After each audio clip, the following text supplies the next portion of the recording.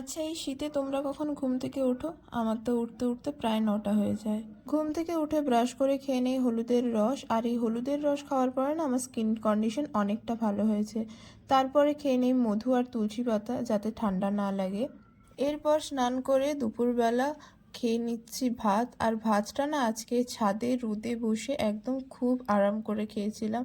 আর আজকে hair wash করেছিলাম, তাই আমাকে এরকম অদ্ভুত দেখতে লাগছে। আর ওদিকে আমার ভাইও বসে খেয়ে নিচ্ছে। এই শীতকালে না রোদে বসে খেতে খুব ভালো লাগে। তোমাদের কেমন লাগে কমেন্ট করে জানিও।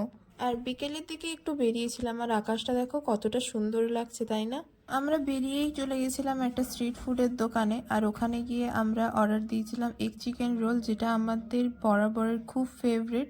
অ্যান্ড দেন ওখানে গিয়ে আমরা এগ চিকেন রোল খেয়ে নিলাম, আর এগ চিকেন রোলটা ছিল অসম্ভব সুন্দর। তারপরে অনেকটা ঘুরে ফিরে আমরা বাড়ি ফিরে আসি।